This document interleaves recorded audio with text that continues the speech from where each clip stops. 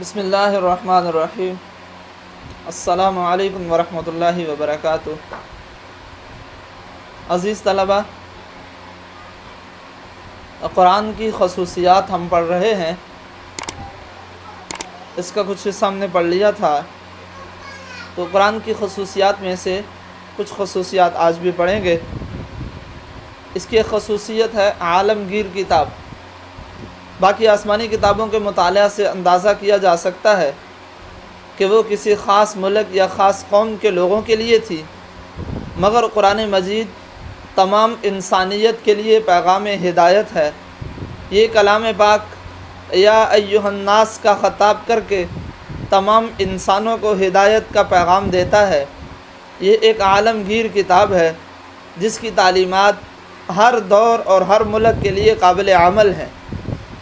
اس کتاب کی تعلیمات فطری ہیں، اس لیے ہر دور کا انسان یوں محسوس کرتا ہے جیسے یہ اسی کے دور کے لیے نازل ہوئی ہیں، کیونکہ اس کی تعلیمات ہر قوم اور ملک اور ہر طرح کے ماحول میں بسنے والے افراد کے لیے یکساں طور پر نفع بخش ہیں اور انسانی عقل کے عین مطابق ہیں۔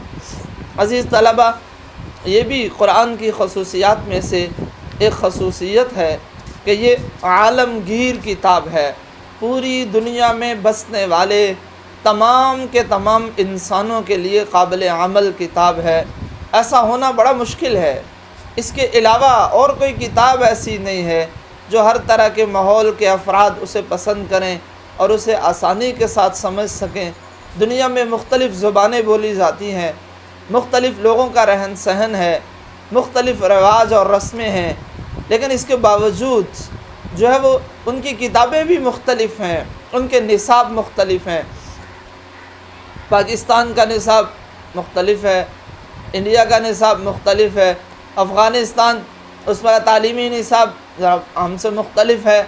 اس طرح باقی دنیا ان کے تعلیمی نصاب اور ان کی تعلیمی کتابیں جو ہے وہ زیادہ تر ہم سے مختلف نظر آتی ہے، لیکن قرآن پاک ایک ایسی کتاب ہے جو دنیا کے کسی بھی ماحول میں بسنے والا فرد جب اس کتاب کو پڑھتا ہے تو وہ یوں محسوس کرتا ہے کہ جیسے یہ کتاب میرے لیے نازل ہوئی ہے، کیونکہ یہ کتاب جو ہے وہ انسانی عقل کے عین مطابق ہے اور یہ انسانی فطرت کے عین مطابق ہے۔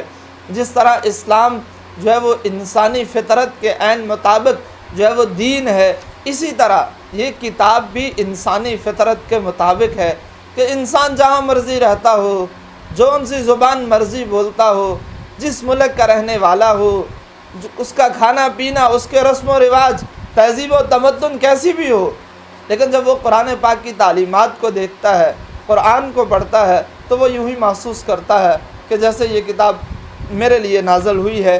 یہ صرف اس کتاب کی خصوصیت ہے، باقی آسمانی کتابوں کو یہ خصوصیت حاصل نہیں ہے، صرف قرآن کی یہ خصوصیت ہے۔ یہی وجہ ہے کہ 14.5 صدیاں پہلے یہ کتاب نازل ہوئی۔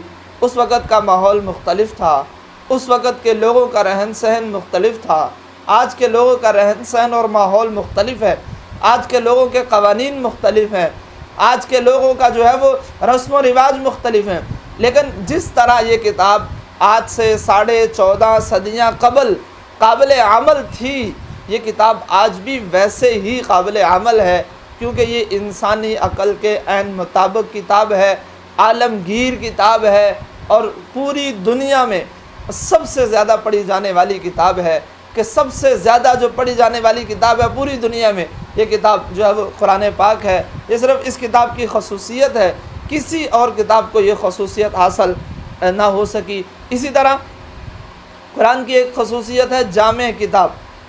پہلی آسمانی کتابوں میں کچھ باتیں صرف اخلاقی تعلیمات پر مشتمل تھیں، بعض صرف مناجات اور دعاؤں کا مجموعہ تھی، کچھ صرف فقہی مسائل کا مجموعہ تھی، بعض میں عقائد کا بیان تھا، بعض تاریخی واقعات کا مجموعہ تھی، مگر قرآن مجید ایک ایسی جامع کتاب ہے جس میں ہر پہلو پر روشنی ڈالی گئی ہے۔ اس میں عقائد اور اعمال کا بیان بھی ہے، اخلاق اور روحانیت کا درس بھی ہے، تاریخی واقعات بھی ہیں اور مناجات بھی۔ غرض یہ کہ ایک ایسی جامع کتاب ہے جو زندگی کے ہر پہلو میں رہنمائی کرتی ہے۔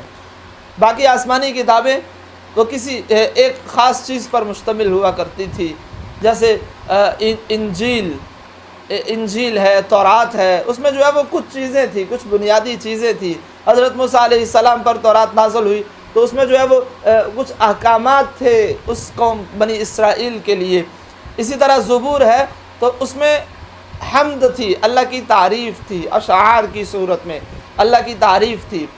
قرآن پاک ایک ایسی کتاب ہے کہ جو تمام کی تمام چیزوں کا مجموعہ ہے، یعنی یہ ایک چیز پر مشتمل کتاب نہیں ہے، ایک علم اور ایک فن پر مشتمل کتاب نہیں ہے، بلکہ اس میں تمام چیزوں کو شامل کیا گیا ہے، اس میں عقائد کو شامل کیا گیا۔ اللہ ایک ہے تو قرآن نے بتایا قل هو اللہ احد اللہ الصمد لم یلد ولم یولد ولم یکن لہ کفوا احد۔ دو خداؤں کے نظریے کو قرآن نے جو ہے وہ رد کیا، فَإِلَٰهُكُمْ إِلَٰهٌ وَاحِدٌ لَا إِلَٰهَ إِلَّا هُوَ لَوْ كَانَ فِيهِمَا آلِهَةٌ إِلَّا اللَّهُ لَفَسَدَتَا۔ قرآن نے عقائد کا تذکرہ کیا، عقیدہ توحید کا جو ہے وہ تذکرہ کیا، عقیدہ رسالت کا تذکرہ کیا۔ وَلَٰكِنَّ الْبِرَّ مَنْ آمَنَ بِاللَّهِ وَالْكِتَابِ وَلَٰكِنَّ الْبِرَّ مَنْ آمَنَ بِاللَّهِ وَالْيَوْمِ الْآخِرِ وَالْكِتَابِ وَالنَّبِيِّينَ۔ اور اسی طرح جو ہے وہ حضور صلی اللہ علیہ وسلم کی ختم نبوت کا تذکرہ کیا، ما کان محمد ابا احد من رجالکم ولکن رسول اللہ وخاتم النبیین۔ حضور کی رسالت کا تذکرہ، محمد الرسول اللہ والذین معہ اشداء علی الکفار، یعنی عقائد کا تذکرہ بھی جو ہے وہ اس کتاب میں کیا گیا۔ اسی طرح اس کتاب میں تاریخی واقعات کو بھی بیان کیا گیا، تاریخی واقعات کو بھی بیان کیا گیا۔ مکہ والے جب حضور صلی اللہ علیہ وسلم جو ہے وہ آپ سے تنگ آ گئے اور جو ہے وہ ان کا کوئی بہانہ نہ چل سکا تو پھر وہ اہل مدینہ کے پاس گئے۔ مدینہ میں چونکہ اس وقت یہودی قبائل آباد تھے تو وہ ان کے پاس گئے اور ان سے جا کر کہنے لگے کہ ہم نے ہر طرح جو ہے وہ حضور صلی اللہ علیہ وسلم کو ستانے کی کوشش کی اور ان کے دین کو اور ان کو روکنے کی کوشش کی، لیکن ہم ناکام ہوئے۔ اب ہمیں کوئی ایسی صورت بتا دیں کہ ہم جو ہے وہ حضور صلی اللہ علیہ وسلم سے کچھ ایسے سوالات کر سکے کہ وہ ان کے جواب نہ دے سکے۔ تو انہوں نے کہا جی آپ ان سے 3 سوال کریں، 3 سوال کریں۔ 3 سوال، نمبر 1 ان سے پوچھیں کہ اصحاب کہف کون تھے، اصحاب کہف کے بارے میں ان سے سوال کریں۔ دوسرا سوال ان سے کریں کہ یاجوج ماجوج کون ہے، یاجوج ماجوج کا کیا واقعہ ہے۔ پھر تیسرا سوال ان سے روح کے بارے میں کریں کہ روح کیا ہے، روح کسے کہتے ہیں۔ تو جب حضور صلی اللہ علیہ وسلم کے پاس آئے تو اللہ تعالیٰ نے جو انہوں نے یہ 3 سوال کیے تو اللہ تعالیٰ نے ان تینوں کا جواب دیا۔ بنی اسرائیل، سورہ بنی اسرائیل 15ویں پارے میں ہے، اس کے آخر میں اللہ تعالیٰ نے روح کے بارے میں جو ہے وہ تذکرہ فرمایا۔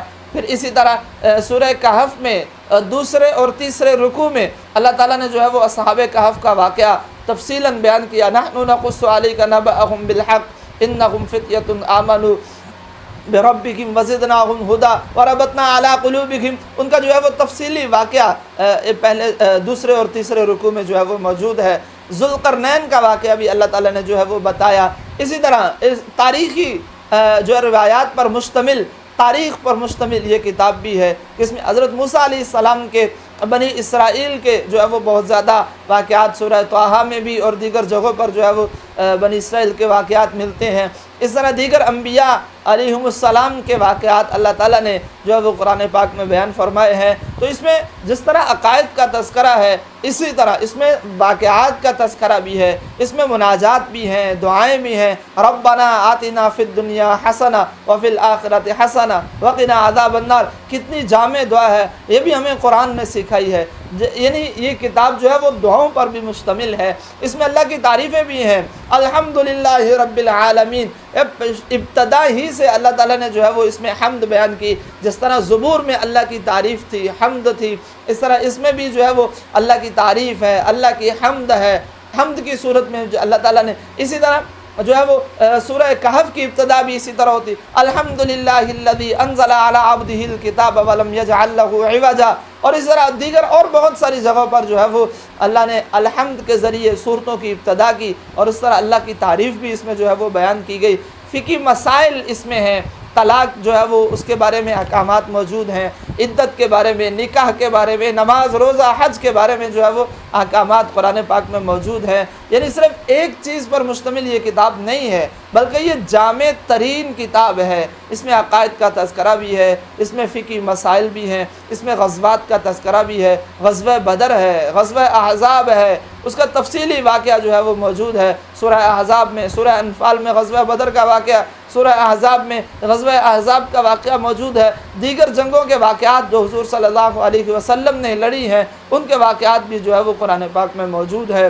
اس طرح اور بہت ساری چیزوں پر مشتمل، یعنی جامع ترین کتاب اگر کسے کہا جائے تو وہ قرآن پاک ہے۔ یہ ایک ایسی کتاب ہے جس میں ہمیں ہر چیز کی رہنمائی ملتی ہے، پوری کی پوری ایک جامع نظام حیات ہے، مکمل زندگی گزارنے کا ایک طریقہ ہے جو اللہ تعالیٰ نے ہمیں حضور صلی اللہ علیہ وسلم پر نازل کردہ کتاب کے ذریعے ہمیں بتایا ہے۔ تو یہ کتاب جامع کتاب ہے، جبکہ یہ خصوصیت کسی دوسری آسمانی کتاب کو حاصل نہ ہو سکی۔ بعض صرف جو ہے وہ حمد پر مشتمل کتابیں صحیفے، اور بعض جو ہے وہ صرف فقہی احکامات پر مشتمل تھے، بعض تاریخی واقعات پر، لیکن قرآن پاک کی یہ خصوصیت ہے کہ یہ ان تمام چیزوں کا مجموعہ ہے۔